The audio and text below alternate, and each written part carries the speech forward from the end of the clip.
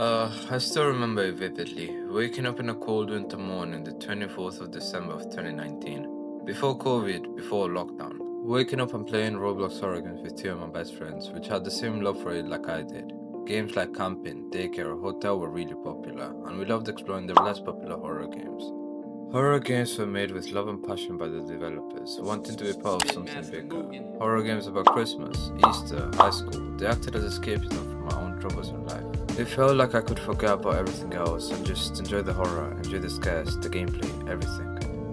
Every era of Roblox horror was trying to answer one question: what can horror on Roblox actually be? But looking at Roblox now, every horror game seems to follow the same template. The airplane experience, the cinema experience, the boba shop experience. Playing those games after not touching Roblox horror after so long felt alien. I didn't hate it outright, but it was so brain-numbing. Whenever I played one of these games, it got me comparing them to the previous titles of the Roblox horror genre, or even less popular games. And the thing is, these experience games are much more popular than Roblox horror used to be in the past, on average. Every game garnering dozens of thousands of concurrent players. They act more like cash grabs than games trying to tell a story. That enthusiasm from the developers was gone, replaced by nothing but greed. But where did it all go wrong? It's complicated, so let's start with the story of Roblox horror first. Get something warm to drink, because this is...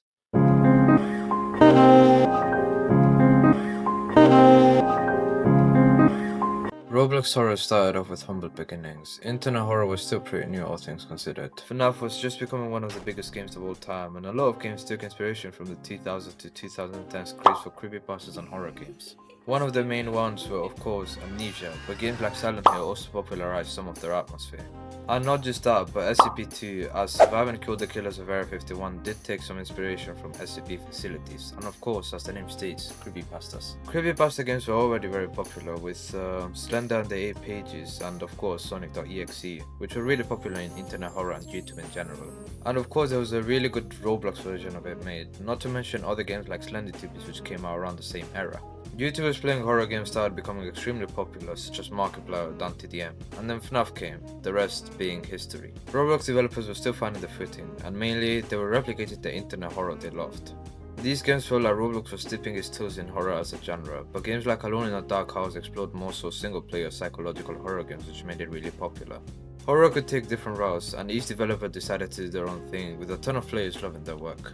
A specific image became very popular at the time.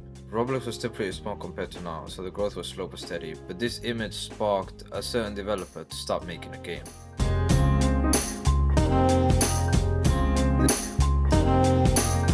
This is when non-creepypasta horror games really began to shine. Games that took a different approach, creating their own stories and narrating them creatively through world building and NPCs. These games such as Camping were extremely immersive, with their own unique and recognizable music, characters, items, and events. They were pretty linear games, more so you were living the life of a person victim to monsters and creatures stalking you, with your main objective being soft survival. The immersion expanded, of course, beyond just camping. Samsung himself created other games such as Hotel and Mansion, with Hotel being my favorite. But Samsung proved that horror didn't need to be based off creepypastas or slashes to be popular. It proved that as long as it had its own identity, it could bloom. Other games spawned from this formula, but it wasn't still a mind-numbing one. Developers took different approaches to Samsung's idea. Some made improvements on it, such as Breaking or Daycare. Both extremely praised horror games due to their expansive story and fun gameplay, being replayable multiple times as you could always find something new. Other games took the same approach, but added a bit of difficulty to keep the game challenging, changing it more into a survival horror than just pure horror. And that's when the genre branched into multiple subgenres in horror: body horror, psychological horror, survival horror, etc. The submarine, the airplane, the circus, and my favorite one, Field Trip Z. Different ideas, characters, themes, creatures, world building, voice acting. It was damn near perfect for Roblox, as it still kept the blocky feeling. It also allowed you to keep your identity by letting you control your own avatar, unlike other games later down the line, making it feel almost like your avatar was jumping from danger to danger, with its only objective being that of survival. Not to mention these games were multiplayer, so you could play these along your friends or with random people. I myself met a lot of people in this era, some of which I speak to even to this day. These games exploded in popularity when YouTubers like Flamingo started playing them. Chases, always where you escape rising lava, even fighting back against the monsters in some of these games. Some actually had a really intricate story, and these developers became extremely popular across all of Roblox. People cared because these games allow you to explore the developer's imagination and what they produce, dodging monsters and danger in the way until you finally reach the end. The games were also replayable since there were multiple endings to each single one, endings that sometimes even uncovered completely new areas in the game for you to go through. These games proved that Roblox could generally tell a story and be successful at it, but the hype eventually died down. Less developers started using their ideas to make exclusively story-based games with horror in them, and instead started focusing more on something else. Those subgenres of horror evolved as developers grew up and used other horror games as inspiration.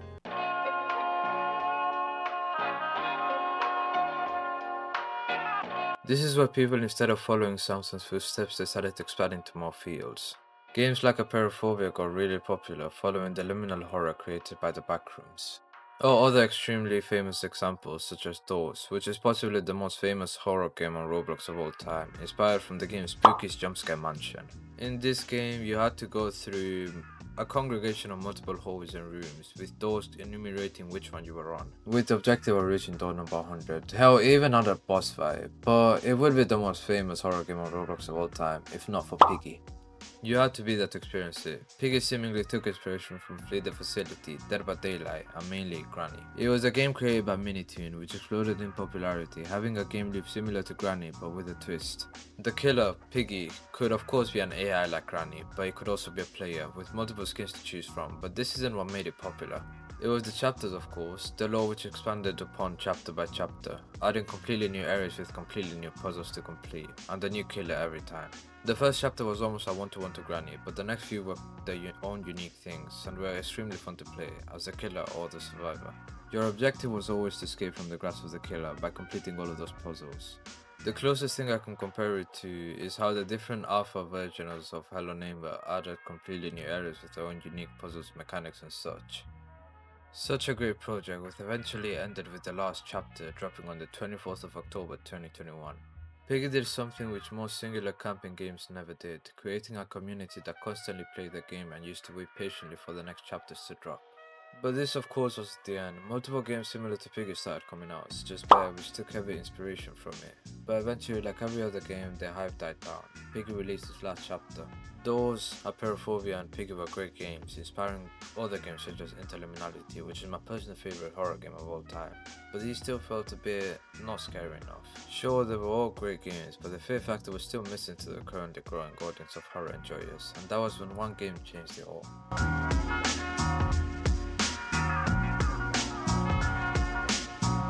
The Mimic is a psychological horror game created in January 15, 2021, taking inspiration from Japanese folklore as the game happens in different provinces of Japan. You take the role of different characters with different objectives across the chapters, but one thing stays constant: the fear of being watched, stalked, chased by the entities, which really began picking up in 2022. What makes it so different is that these aren't blocky entities like we've seen in Camping or Piggy, they're fully fleshed out with an uncanny anatomy. Yes, body horror was really popular around this time. You travel around a barren and deserted area with nothing besides a flashlight to help you in the way. Some of these beasts walk as weeping angels from Doctor Who. Once you stop staring at them, they move. Others seem to bend reality at their will, almost toying with you. You may find notes to help you understand more of the lore. And the chapters are certainly challenging since there's not only cool boss fights, but hard mazes and puzzles to keep you company along the way. Again, this is multiplayer, and I'd argue it's one of the most fun experiences I've ever had in my life, playing this game alongside my friends. This is the closest we've gone to a true horror experience in Roblox, as it is similar to real indie horror games based on folklore. It proved that Roblox Studio wasn't a limiting factor for game developing, and instead everything could be made as long as you put your heart and mind into it. The Mimic created a huge boom in horror games. Countless came out which focused more on psychological aspect and atmosphere of things, such as Maria, Spectre or Geisha, all following the same folklore idea. There's something almost uncanny about these. Folklore is just so fascinating to me, and I might make a video on it. But of course, it wasn't all folklore. Games like Nonxiety, which came previously but ahead of its time, and other less popular horror games were still good. During this era, there were almost no truly bad horror games. All of them had a sort of charm to them. All of them told a story, had their fair share of jump scares, and the atmosphere was extremely creepy. To the point I could have played some of these myself, as it was too scary. The Mirror mainly made psychological horror popular back in the days, and other games such as Eternal Silence or even The Rake helped a lot. There was also a smaller subcategory to psychological horror, the cozy games hiding a dark truth. There were a lot of these games, such as The Survey or Jim's Computer, which lured you into a false sense of security before shattering it into 1,000 pieces. leaving you not just confused but also terrified. It used your own body comfort mechanism against you, since you didn't really know if you were heading into a horror game. It wasn't a jump scare, it was more than that, and extremely rare to see in Roblox. Although this era proceeded with an issue, horror games began being less popular. Less games got into the front page. A good chunk of this was due to how Roblox Discovery operates. Most of the games on the Discovery page were always the same ones. Games with hundreds of thousands of players were on the forefront, instead of allowing smaller creators and games to have a chance to shine, which led to developers doing something else to try to revive the genre.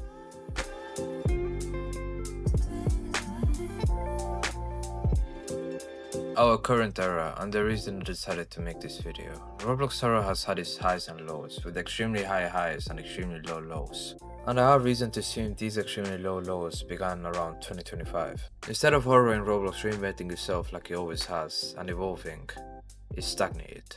And not just stagnated, horror stopped being created with the intention of telling a mature story like the Mimic once had, or to be a fun game to spend your time and explore the creator's world like camping. Horror games instead committed what was seen as almost a grievous sin of Roblox game creation, being a cash grab. Current Roblox horror looks the way you see in the video right now, games such as these invading every corner of the platform, but it wasn't always like this. This genre was popularized by the Graveyard Experience, the High School Experience, and the Nightmare Experience. These games were really loved by the general public, since they were almost a reinvention of the old camping formula, and people were definitely curious as to what it could evolve into. The camping craze back in the day was extremely fun and allowed lots of developers to put their own take on the platform, but that's when all hell broke loose. Countless of these horror in quotation games flooding the platform, the hotel experience, the police experience, the hospital experience, the watchtower experience, etc. These didn't take inspiration from the aforementioned Graveyard Experience and others, instead they were slow-paced games where you run from place to place. And mind you, I was a huge fan of these different themes back in the camping days, but these ripped the soul out from those games that were slowly and enthusiastically built by the developers, leaving just a boring slob of nothingness that follows the same damn formula every time. Usually it goes something like this. You spawn in at first, you go to the place, shop, pizzeria, cinema, anything. You clock into a job, customers may come in, you might have to clean, fix a generator or other mundane tasks. Nothing hard, everything is just holding E and it takes quite some time. You have to hold it for a good 15 seconds for most of these and it gets tiring, especially when you have to clean a bunch of the things.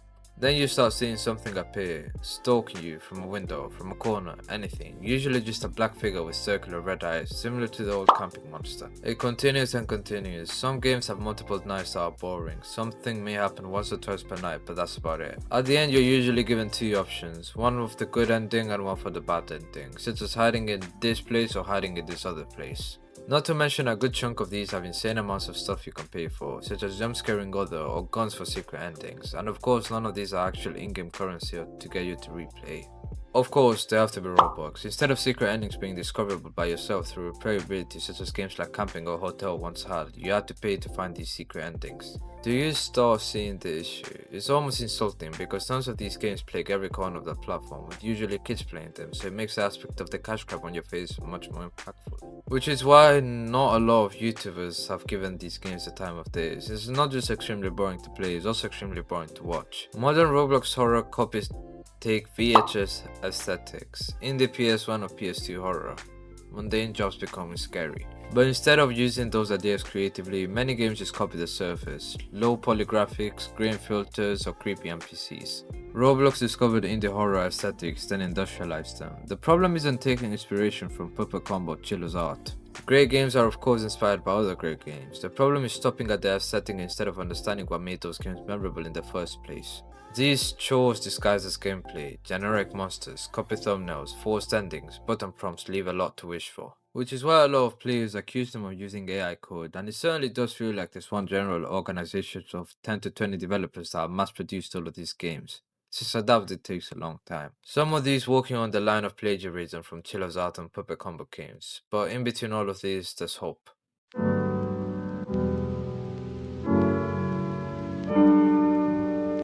Everything isn't just great, some really cool games still come out, such as FNAF Eternal Nights, and alongside that, there's been more content on YouTube regarding Roblox horror that has gone very popular recently.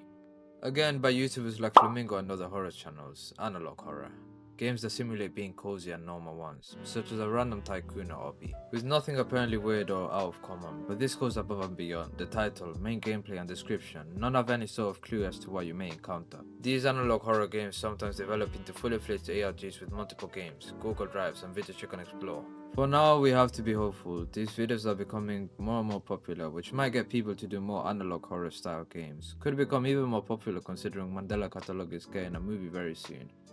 But we shall see about that. Comment down below what you think about the state of Roblox horror right now, and let me know what video I should do next. And remember, the biggest innovations always come from small developers wanting to do something weird. Camping wasn't exactly expected to become huge, neither was Piggy or Doors. And maybe one day I'll wake up during another Christmas Eve, open Roblox and stumble across another horror game that reminds me why I fell in love with the genre in the first place. Thanks.